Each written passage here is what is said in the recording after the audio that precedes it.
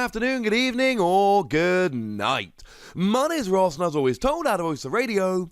So today, we need to look at all of those shiny Pokemon. I showed you a video just a little while ago showing you the Vs and V Maxes, some gold cards, full art supporters. There were too many shiny Pokemon to show you in one video, but also we didn't actually have, there were quite a few of the shiny Pokemon missing, so I wanted to give it a little bit longer before I actually brought this out. And the good news is, I want to say that we actually now do have confirmation of all of the shiny Pokemon, which is a rather lovely thing indeed.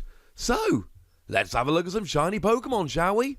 So starting off then, we have got the full line of Decidueye. This is the amazing Decidueye that is immune to Pokemon Vs and V Maxes. It is a phenomenal card, as well as GXs, I should add.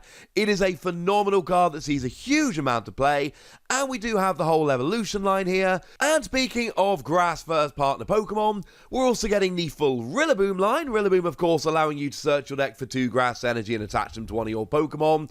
A good Pokemon that people still keep trying to use, and worth bearing in mind that the Thwackey is a brand new Pokemon, different to the Thwackeys that have already been revealed. Gives you free retreat if there is a stadium in play. So I've done a video about that. I'll pop a link in the description. We have the full ORBEETLE line here. Now, ORBEETLE is another one of these stage 2s with a great amount of potential, which just has not been realized. It's got a rather lovely ability that lets you look at the top 3 cards of your opponent's deck and put them back in any order. Good for disruption decks, has not lived up to what it could have done, unfortunately. We have got the Eldegoss coming. Now, we've seen the Eldegoss before. That's the one that lets you accelerate a little bit of energy to your Pokemon. It's a cool card, but it's one of those that would probably be better as a basic rather than as a stage 1. We have got ourselves both Flapple and Appleton. They, of course, do come off the same evolution line here.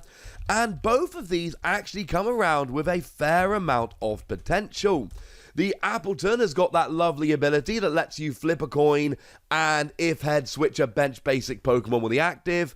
Flapple drops damage counters and shuffles into your deck. So these, again, they don't see a huge amount of play, but they are nice to have there as shiny cards.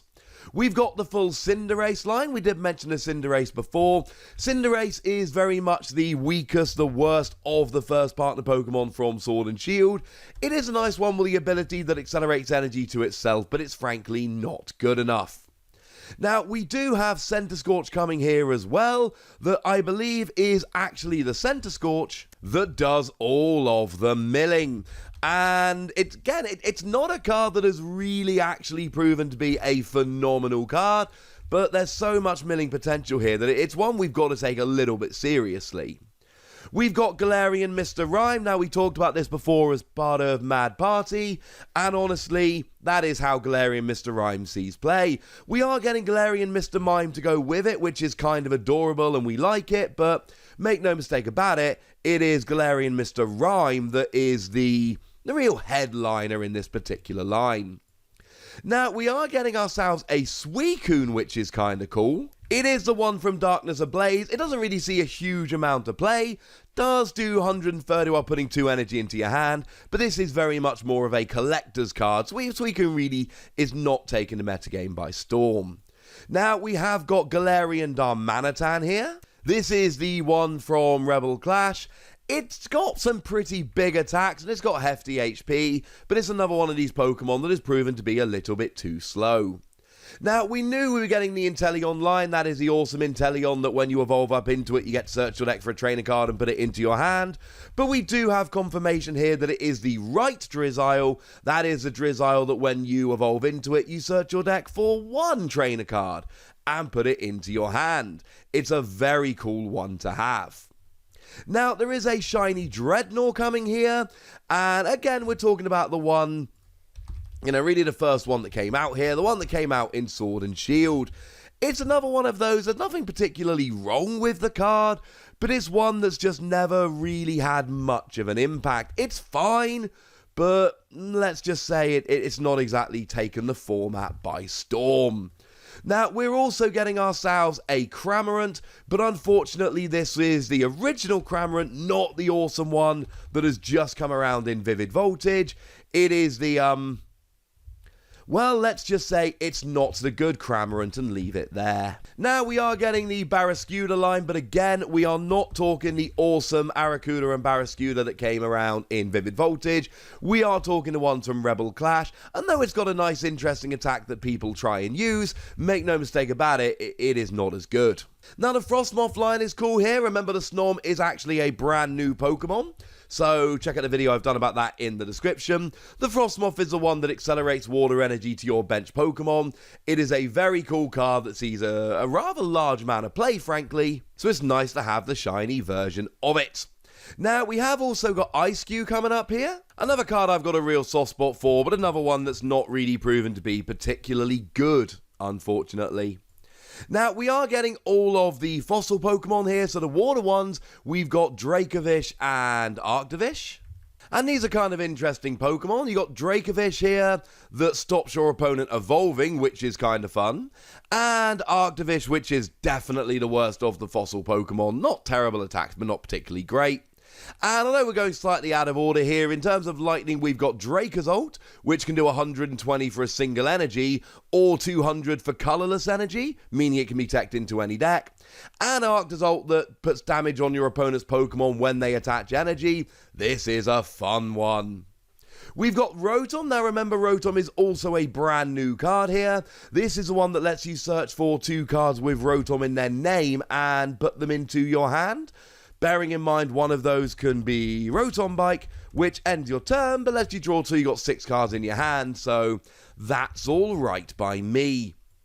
We are getting a Boltund line here, but we don't actually yet have confirmation of which one it is.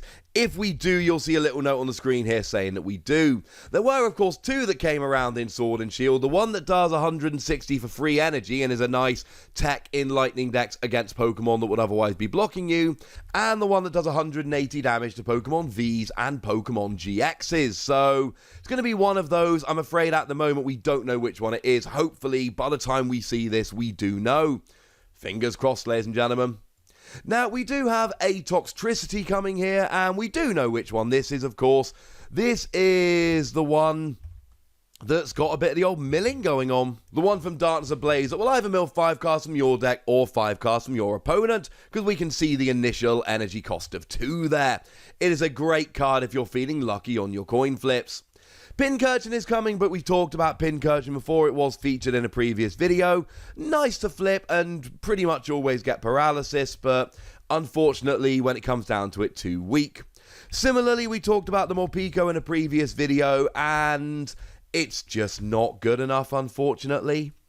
Now, we are getting Galarian Rapidash here, and I like this. Galarian Rapidash, I think, is underplayed. It is that card that makes you immune to special conditions, and I think a lot more people are going to play it as we go forward. This is pretty cool. We've got Galarian Cursola. That's the one that when you KO it, your opponent flips a coin, and if heads, you're KO'd as well. It's kind of annoying. Now, Dedenne and Poltegeist we have already seen. These are part of the Mad Party deck, but we've talked about that quite a bit in recent videos. Just know that the whole Mad Party line is coming as shiny Pokemon, and if you want to be playing Mad Party, this is a pretty good thing. We are getting Hatterene here as well. Now, Hatterene is another card that I think has a lot of potential, but is really let down by being a Stage 2. It's got a really interesting ability here that lets you basically make both players discard a card from their hand. And this one, I think there's a lot more potential here. We do have a line of Alchemy coming in here. This is another card that really hasn't seen as much play as it maybe could have, but it's the kind of thing that a lot of people like. It's a fairly popular Pokemon, so you can see why it's made its way in here. We do have an Indeedee here. Now, as much as we said good things about Indeedee V, Indeedee Regular is really not a particularly exciting card. There's very little to love. I do like quite a bit more about Dragapult. This is another one of those Stage 2s that I think has a huge amount of potential, but is let down by being a Stage 2. You've basically got to flip a coin in order to actually attack it, and if your opponent flips heads, then they're not getting any damage on. That's kind of cool if you're playing Dragapult, not if you're playing against it.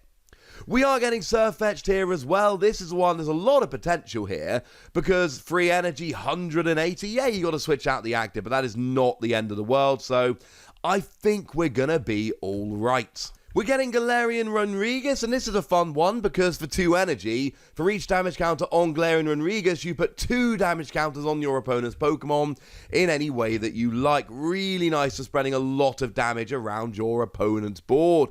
It's one that could end up being really rather fun.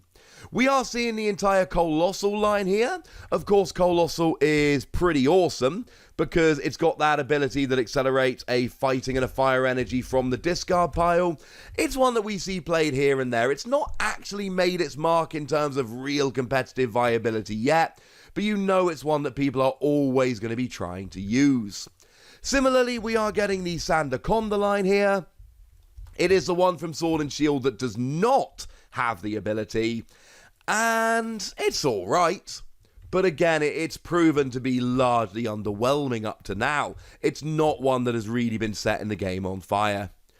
We are getting Phalanx, and I love this. When we got Phalanx V, I predicted we would get Phalanx. It's the attacker in the Phalanx deck, and it's really nice to see here that we are in fact getting Phalanx, because I love Phalanx, and now we can have the whole Phalanx deck in Shiny, if you've got the wallet for it. I'll leave that question up to you. Now, we are getting a Stonejourner here as well. This is the better one that we've seen so far. It's the one from Rebel Clash. It's just got a couple of decent damaging attacks. It's not a phenomenal card, but you can imagine it finding its way into a deck or two here or there. We are also getting ourselves some lovely shiny versions here of the Galarian Weezing line, and I like this. Now remember that Coughing is one that is actually another brand new card in this particular set, and it's got Ascension to make your evolution a little bit easier. Single energy and just evolve up as your attack. It's a really good card, turns off abilities, lots of poison. This is one to really look out for. We are getting the entire Galarian Obstagoon line here, and of course Galarian Obstagoon is amazing. It's got the Obstruct ability that stops it being attacked by basic Pokemon next turn. Seen a lot of play so far, and even if that doesn't see play, Galarian Zigzagoon, another one that I predicted, although it's fairly obvious to be honest. When you play it from your hand to your bench, you drop 1 damage counter on one of your opponent's Pokemon, you can expect this to be seeing a lot of play. Unlike Feeble. Feeble is one you should probably not be expecting to see a huge amount of play. It's nice that we're getting Feeble, but don't get terribly excited about it. Now, we are getting ourselves Grimmsnarl here, the regular as well as the VMAX. It's got that lovely ability that makes the energy cost of your opponent's attacks a little bit more, but it's another one of these stage 2s that has potential but has not seen a huge amount of play. We knew we were getting the Galarian Berserker that let metal decks do a little bit more damage, but it is nice here that we do now have confirmation that it is the right Galarian Meowth, that is to say the one that lets you search for Galarian Berserker, which is really important because in these basic decks that play it, you generally are not wanting to play anything that can search out evolved Pokemon, so being able to search it with your ability is very, very cool indeed. We've got Shiny Galarian Stunfisk. This has started seeing quite a bit of play in the Zacian decks as an answer to some of these things like Decidueye that could otherwise be blocking you because they just can't knock it out and it gets rid of their energy when they attack. It's a weirdly widely played card right now. We are getting the full Corviknight line here. But it's not the lovely one with the ability, it's the other one, the one from Sword and Shield, the one which has been out for a while and seen exactly 0 play. So sorry about that. We are getting the COPPERAJAH line coming in here. Now, I like both the COPPERAJAH that have been released so far. This, incidentally, is the one with the ability that makes it immune to special conditions. So the later of the two, which can do really big damage under the right circumstances, so it's one that I'm pretty much a fan of, and I like COPPERAJAH as a Pokemon, so this is one of the more exciting ones for me. I'm kind of loving this one. We are getting Duraludon. This is another one that's seen a lot of play in metal decks lately, because you get to have a free energy attack that does decent damage, and a 1 energy attack that accelerates energy, so that's kind of cool. We knew we were getting CINCCINO here. It's got a great ability letting you draw cards, and a useful attack that pings while accelerating energy. It is my very favourite of them, and I love it. We already knew we were getting the Swanna line. This is a Pokemon that's got a really nice attack that does 140 for 0 energy if you've played Birdkeeper this turn, which you should have done. We knew we were going to be getting Bunnelby. This is part of the Mad Party suite, so it's nice to have confirmation there. We also knew we were getting Oranguru. This is a phenomenal card that sees a huge amount of play, swaps the top card of your deck with a card in your hand. It's a little bit of draw power, it's attacking a bunch of decks. It is one of the best cards in the game, frankly. We'd previously seen that we were getting Greedent. This lets you search out Pokemon tools. It's fine, but it doesn't see a huge amount of play. And then finally, we are getting a Dubwool line here. And I mean, Dubwool's fine, but it's another one that really has had a chance of not seeing a huge amount of play. The attacks aren't terrible, but they're not ones that you're going to be using to probably go and win too many tournaments in the near future. And that, ladies and gentlemen, is all the shiny Pokemon. Yeah, it took a little bit of a while, I'm afraid, but what am I going to do? Not show you all the shiny Pokemon? That, ladies and gentlemen, is not how I tend to roll.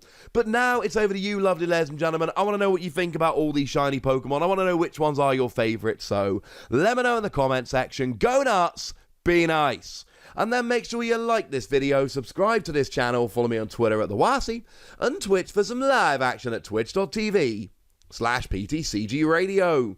If you want to support the channel, get some bonus podcasts and all that good stuff, head on over to patreon.com/PTCGRadio, where you can do exactly that. But by far the most important thing, as always, look after yourselves till next time, would ya? Thank you very much for watching. My name's Ross, and you've been watching PTCG Radio.